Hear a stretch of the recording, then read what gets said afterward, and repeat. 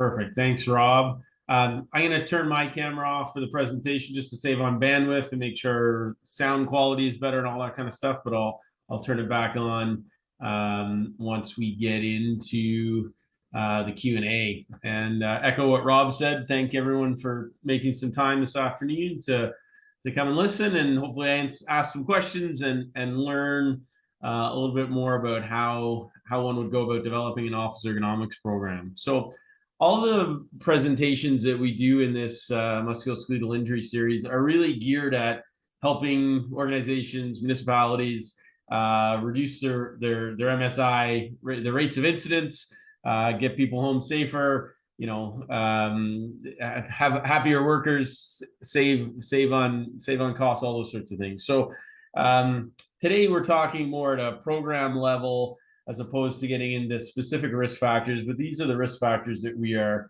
concerned with from an ergonomics perspective, and certainly when we set up, whether it's an office specific ergonomics program or a more global ergonomics program, these are the types of things that we are looking to eliminate.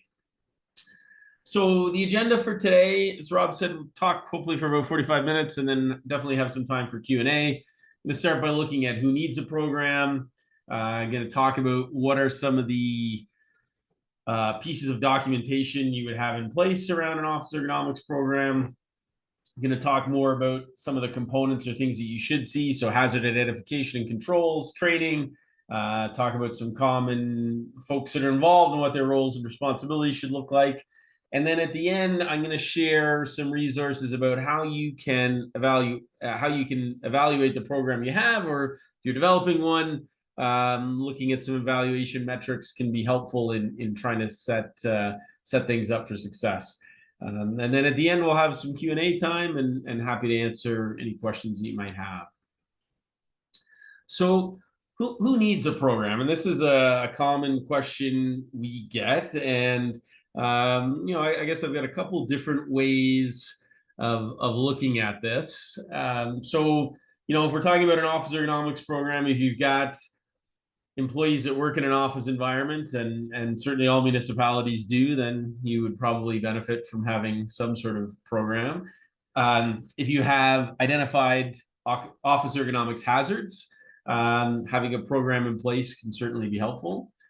And then, if you either have in the past or are working through current claims, that's also an indication that you would benefit from a program. Now, claims are obviously a lagging indicator. When we look at things from a health and safety perspective, we want to do things before we get to the claim portion. But quite often, my experience with organizations, and this is not unique to municipalities, is office ergonomics or ergonomic issues tend to be fairly reactive initially. So we're reacting to things as they happen. And as we see the benefit of, completing assessments and helping people out, and as our program matures a bit, we tend to do things a little bit more proactively. But it is very common that it starts as more of a reactive type of thing. So basically, if any of the above apply, then you would benefit from having an office ergonomics program. I would put a caveat in there that it is scalable, right? So if you're a very small municipality and you've got 10 or 15 people in the office, compared to if you've got 100 people in the office, or you've got a couple thousand if you're a bigger municipality, what that looks like is going to be different, right? And I understand that, and we'll try and talk about how you can make it scalable to your size. But regardless of the size, you would benefit from having something in place. And what you call that is a bit of a semantics game in my experience. Could be a program, you could have a standard in place, could have a policy, you might call it a system. Basically, it's all the same. Slightly different items, but we're getting at the same thing. We're having a system, it's organized, and it tells us what we need to do, how we need to deal with it, rather than doing things kind of haphazardly. So it's no different than having a health and safety management system. An office ergonomics program could be considered an office ergonomics management system, right? It's, like I said, different ways of or different names you might call it, but it's all the same ideas. We're trying to get an organized approach to things. So when we look at what you would see in an office ergonomics, in the documentation around that, whether you call it any of the above terms that I used previously, roles and responsibilities are key so that everyone knows what they're supposed to be doing. Quite commonly, you see some definitions in there. Really important aspect is what is the process for accessing help? And then quite commonly, there will be furniture standards or equipment standards. So, if we were to think about this from, like, how do I scale this? If you're really small, really, the roles and responsibilities might be mostly found in your health and safety management system. And the process for accessing help might be you have an ergonomist or somebody you call to get some help. And that's kind of the extent of your program. As you get bigger, you have more people, you try and do more stuff in-house, more of these items should be in place. More of these items should be documented. And that's, so as an overview, those are the main things that you're going to see in an office ergonomics program. So when we look at what makes a successful program, there's definitely a few things to consider. You want it to reflect your organization. And this is one of the things we see, whether we're creating an office ergonomics program or job demands analysis or other components that an ergonomist might be involved in. The closer and more reflective it is of your organization, the less generic it is, the more people tend to buy into it. We've got those roles and responsibilities, as we had talked about, and we have a process for how we keep those records. There are clear and measurable objectives for the program. Now, that could be something as simple as, if somebody raises an issue that there's an action taken within a week and that somebody's following up on what those recommendations are. There could be all kinds of different measurable objectives. You could have that all new hires are given an orientation in office ergonomics if they're office-based, right? Like, there's different things that can be done there. There should be an independent review process, whether that's internal or external. And again, that's going to depend on the size of your organization.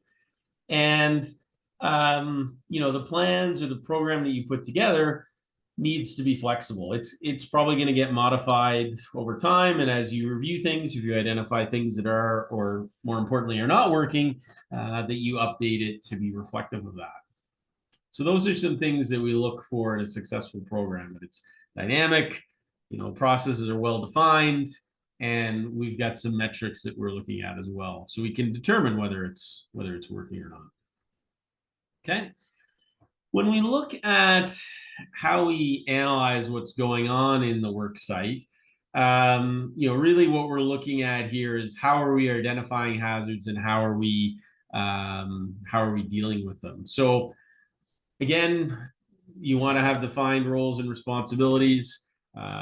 You may have an internal resource, or the internal resource, their responsibility might simply be contacting somebody external. If you've got an internal resource, whether it's a safety person or a facilities person or an HR person that knows a little bit more about ergonomics, they might do a first cut, right? You want to have established timelines, right? So how quick are we responding to things? And you want to have some way of determining your priorities for intervention. And this is, maybe more important in a larger organization where you have more office people and you just, you don't have the resources to see everybody. It's how do you determine who gets seen? In some organizations, it's if you've got a claim started, that's, those people go to the top of the list. In other organizations, it might be anyone who's going to see a healthcare provider, whether they have a claim or not.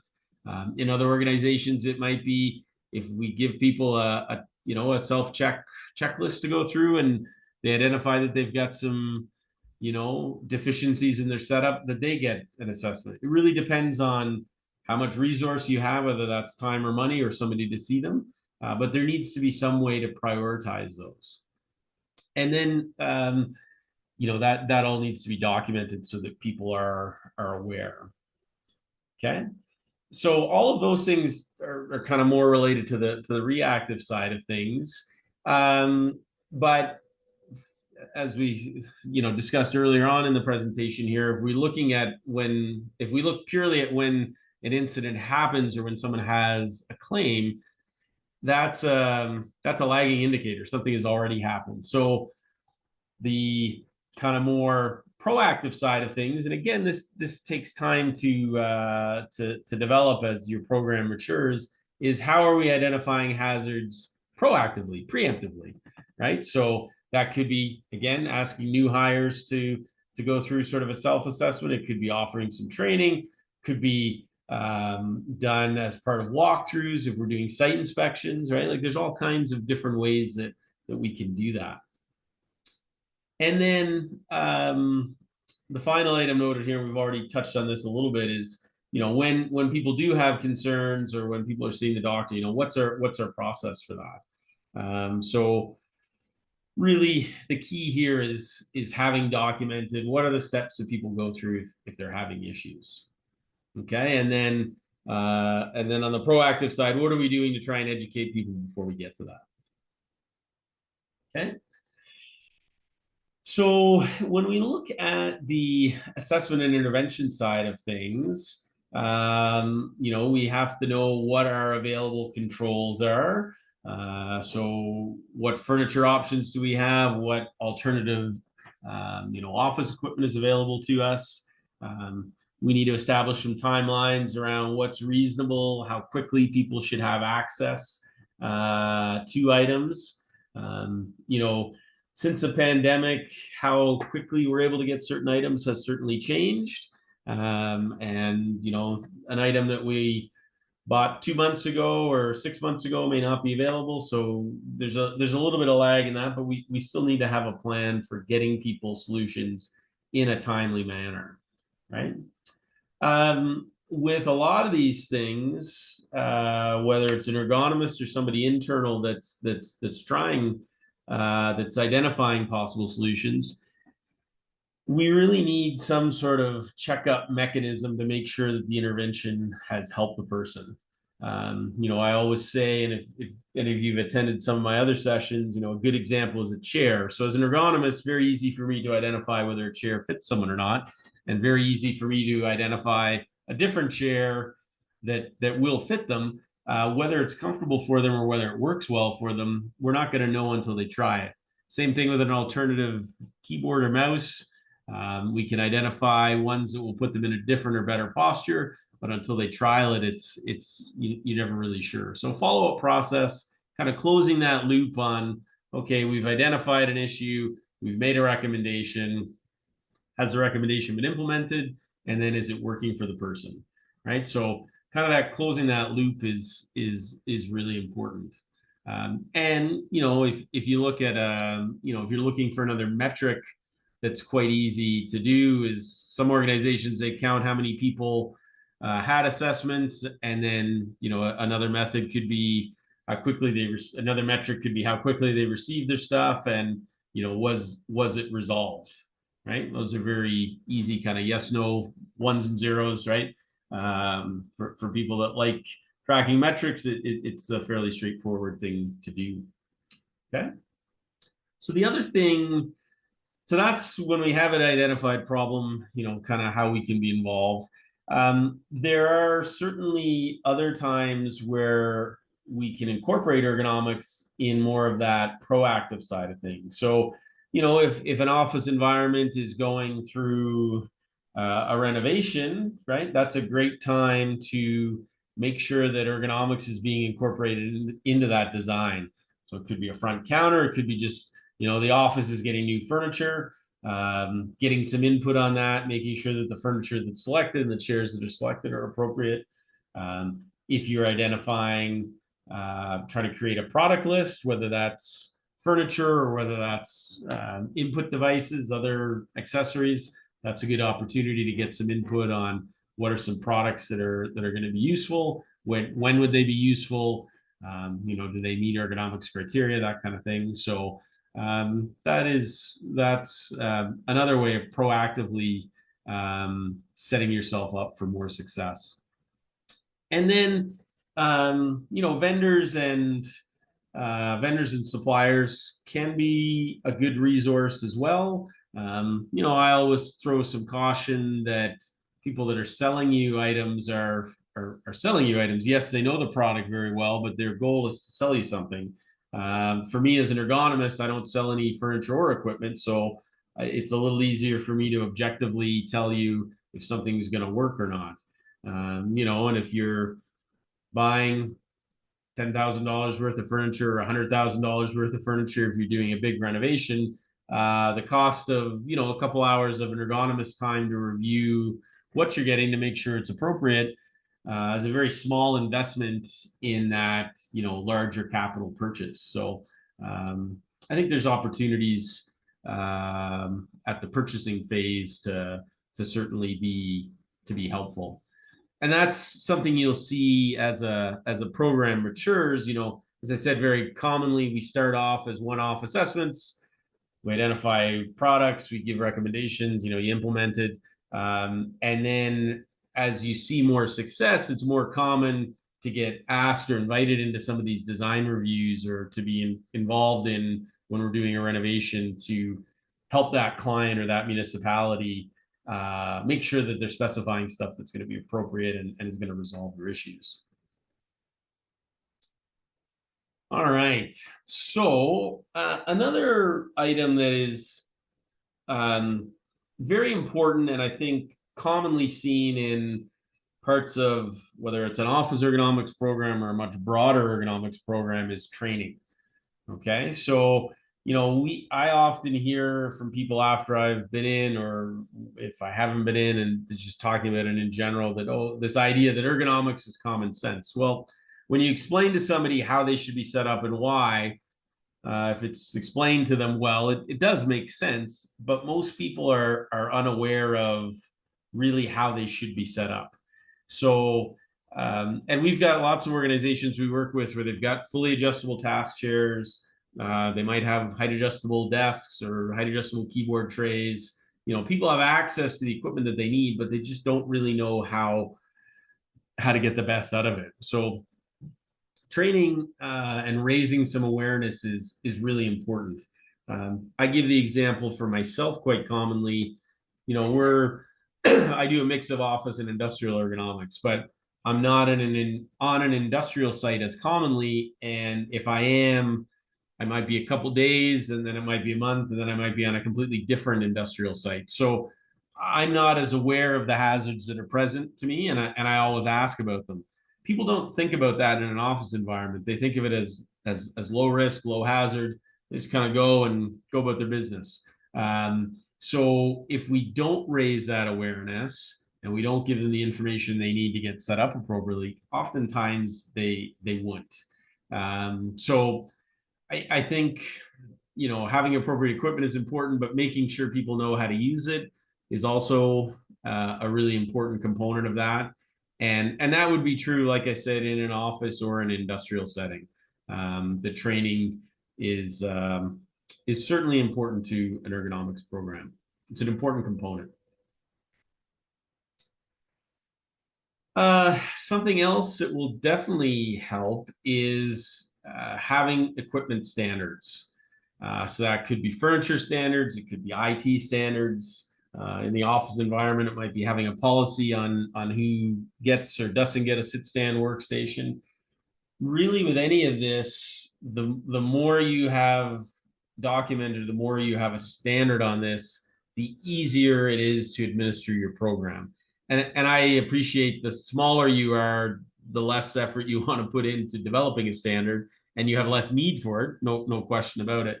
But as you increase in size, or as people start to access ergonomics resources more commonly, having these standards in place makes a big difference. I know I've worked with a couple different municipalities over the last year in developing their office ergonomics program, and one of their biggest challenges, I hear it, it's not unique to municipalities, you see it in lots of organizations that have got all kinds of different departments or different sites, is everybody does their own thing. Employee X raises an issue, manager says, just get what you need. Sometimes they get stuff that's appropriate. Sometimes they get stuff that isn't appropriate. And keeping in mind that not everyone's an ergonomist, if you identify products and you have a standard list of products that are helpful with certain different issues, you have a much more chance of being successful when you implement. So I really can't stress as again, depending on the size of your organization or your municipality, having standards in place helps you long term, right? And it's no different than any other component of a health and safety management system. If the system's in place, if it's documented, it just makes life easier because everyone knows what they should be doing, what they should be getting, that sort of thing. So CSA Z412 is the office ergonomics standard from CSA.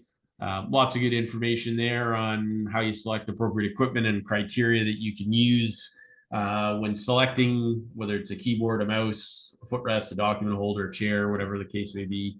And most of the organizations that I help develop their programs, that's the standard that we reference.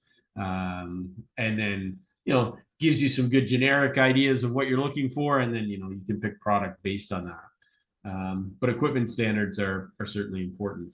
If we expand this beyond the office environment, you've got lots of people in vehicles or pieces of equipment, which would be, common across most municipalities.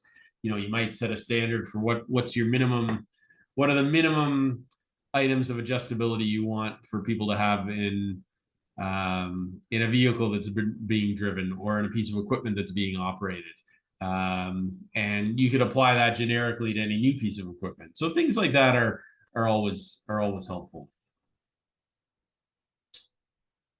So if we look at kind of the different people that would be involved in an ergonomics program, and again, depending on the size of your organization, you might not have an ergonomics program coordinator. It might be a safety person that's tasked with looking after it. It might be an HR person, whatever the case may be. But we'll kind of go through some of these common roles and responsibilities that these folks would have. So whoever's looking after the program, again, whether that's a title they have all to their own, or it's one of many hats that they wear, things that they might be responsible for.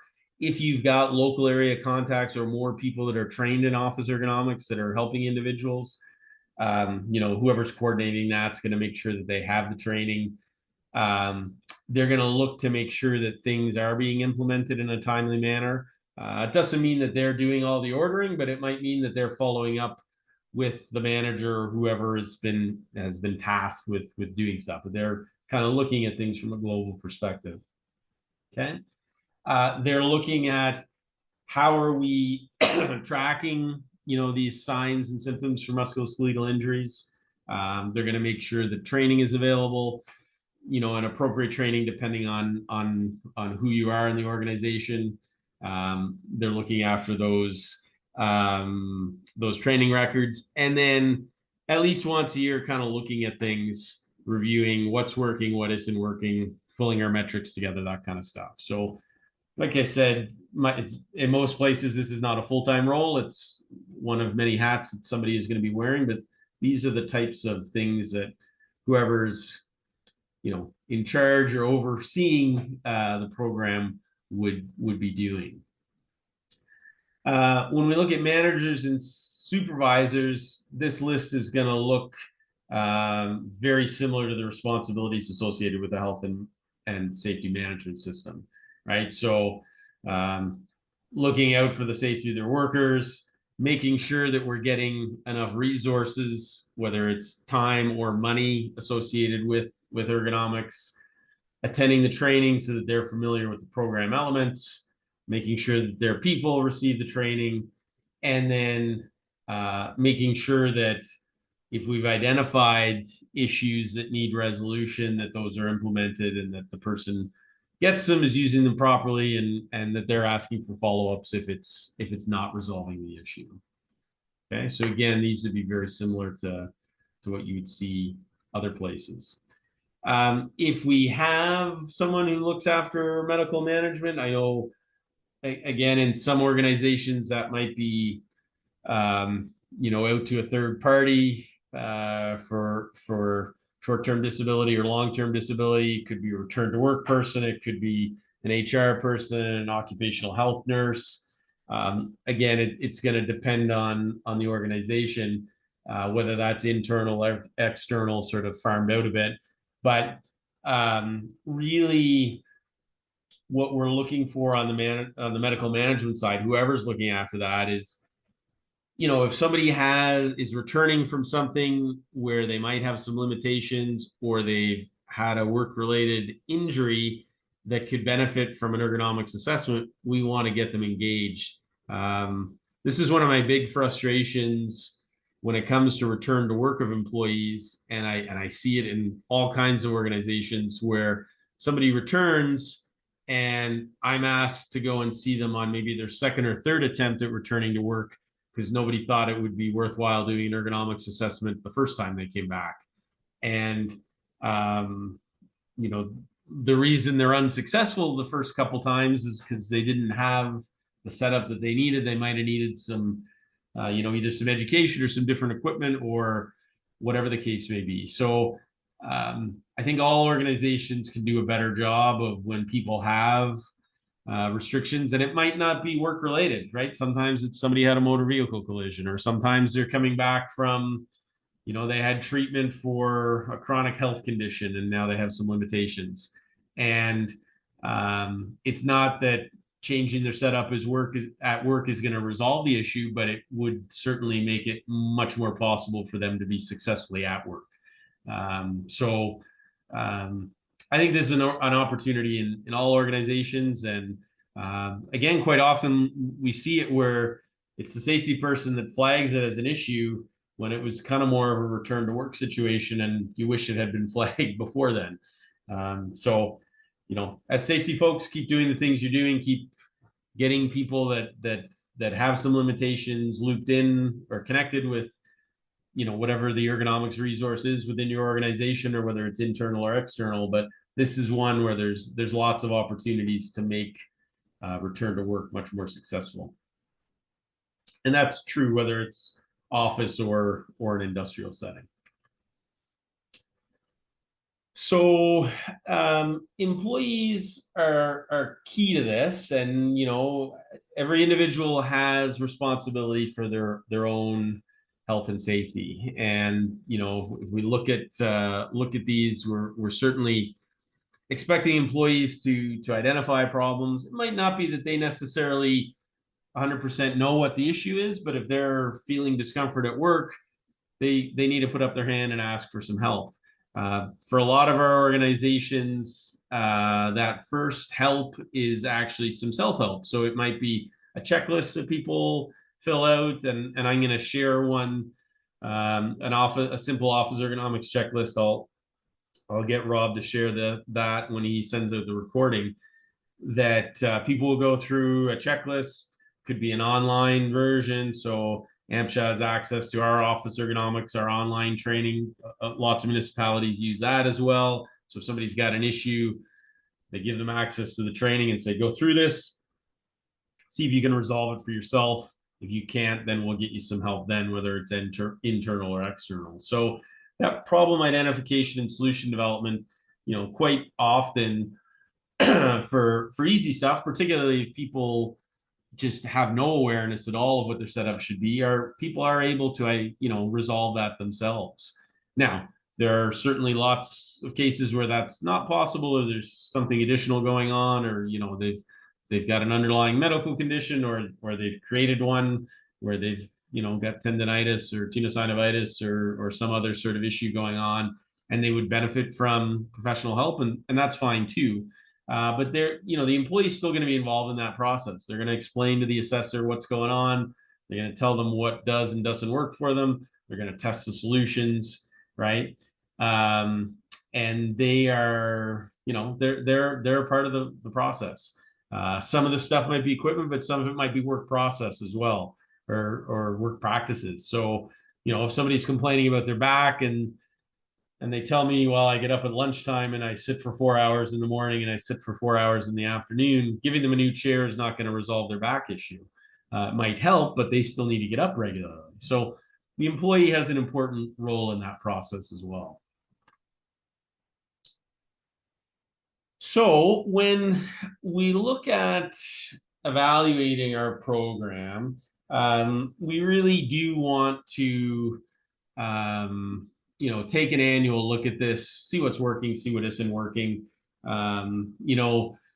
As I talked about previously, some of our lagging indicators are incidents or claims. We want to look at things that are going to be more proactive. So, something like if you get a LEED accredited building or a building that meets the WELL criteria, those will have some ergonomics components to it. That could be something that certainly is helpful. Looking at your audit results, we always want to do really well on our audits. I understand that, but if that flags some potential issues, it's an opportunity to maybe improve things before we have incidents.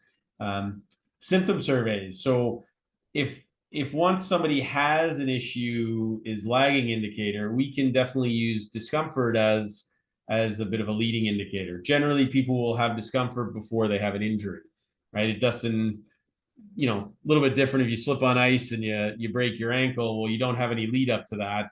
It happens, and then you're uncomfortable. For musculoskeletal injuries, which tend to be wear and tear type injuries, those develop over time. So people are often have some discomfort, and sometimes it can be for several months or years before they really say anything. If we can catch some of those reports of discomfort and give people help before they do that, then that's helpful. Okay. Access to training. So looking at how many people are doing their self-assessment or their e-learning, that's a way of showing some progress and being a little bit more proactive. Talking about symptom surveys, we've got perception surveys, that sort of thing. When I go to do an individual assessment with somebody, I always ask them about their discomfort. I always ask them about what works and doesn't work. Do they have any, kind of things that they think would be helpful? We often do that if we're doing kind of a group review of a work area. And I mean, you can, generally speaking, the discomfort data, which is subjective, matches up very good with the objective data. So if everyone's complaining about having a sore back, chances are the chairs that are used maybe aren't that great, or maybe people don't know how to use them, or whatever the case may be. So asking people kind of how they're feeling, it's a good way of engaging employees. And as long as you have a plan to do something with that information, I think it can be quite helpful. And we see people do that regularly, where they're trying to proactively engage people. So as I said, all these lagging indicators are important as well, but we want to be more proactive, and as your program becomes more mature, we tend to focus on the items from the previous page and try to get to things before we have a real problem, which is what we want to do. I know the print on this is really small, which why I will get Rob to share this plan out, or this document out. So this is not specific to office ergonomics. This is a broader musculoskeletal disorder prevention program checklist. It's from Cree Primus in Ontario. They do a lot of great work on reducing MSDs, MSIs, and they've got this checklist of things that you want to see in your program. So sections that they've got here: management, commitment, and leadership, the program elements, so facilitating and encouraging workers' participation, plan, hazard identification, and risk assessment, MSD hazard identification and risk assessment, targets and goals for choosing controls, controlling hazards, education and training, evaluating controls, documenting lessons learned, and then reviewing processes. So these are all things that we've talked about during this presentation, and they've got some yes, no, they've got some resources if you're not quite meeting that, or you haven't got that there. think it's a really good checklist to go through. And like I said, not specific to office ergonomics, but just MSD prevention in general. And I think it's a good resource to kind of do a little check as to where you are, and look at where you could be. So I've touched on this a little bit throughout the presentation, but I just want to kind of wrap up with talking about the scalability of things, and then we'll get into some questions. But really, if you're early on in this process, you're really small municipality, chances are you're simply, you're going to reach out for some external help when help is needed. You may have some of the resources available that I'm going to share with you, or that you've heard about in some other coaching sessions that we've done at AMHSA, but there's probably not too much being done internally.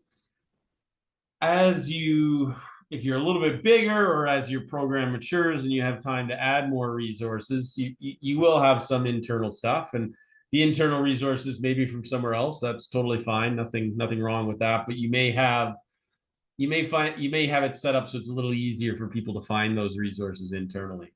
Hopefully you have some standard products identified as well. As I said, it really simplifies things. If you have a chair that you can buy, you have a keyboard tray, you have a couple alternative keyboards and mice, that sort of thing. It really does make life simpler. And then the more people you have, the more mature your program is, more things are better defined, right? You may have some internal resources to complete ergonomic assessments.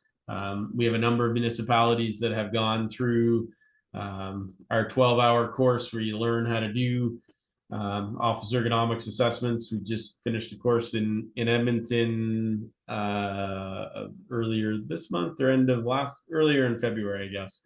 Don't have the next one scheduled, but we'll be doing that again soon. Again, a number of different municipalities have had someone go through that training. So rather than having to call an ergonomist every time, they can do that first level of assessment with people. And then if they're still having issues, or if it's more complex, they would call for some external help after that. So that's again, depends on your size, whether it merits having kind of more of that internal resource. They're not a professional ergonomist, but they've got some more training and are able to do that. And then it's going to have all the elements that we've talked about today. And if you think of this in terms of broadening this to, an ergonomics program in general, kind of the other elements that you would most commonly see is some more information around manual handling. So as we get into non-office work, more what I would call industrial work, having greater information around that, about how we identify those hazards, how we identify what's safe to lift, push, pull, carry, all that kind of stuff.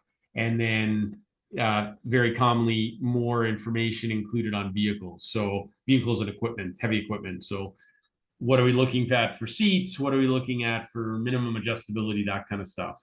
And then the other stuff is all the same, although it might be tweaked in terms of who you're asking for help. But as a heavy equipment operator, or as a firefighter, or a bylaw person, if I'm having issues, what are the steps to access some help?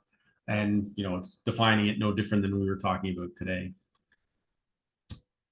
So in terms of some resources that I'm going to share, or that Rob's going to share, I'll send through an example of an office ergonomics checklist. Rob can share the link through to the online office ergonomics training that, again, some municipalities are certainly already using. And then I'm going to share that checklist that we looked at towards the end. And I think it's a good kind of starting point if you have some program elements already in place to give an idea. And if you have nothing, I think it's still helpful. It gives you some guidance on things you would look for beyond what we talked about today.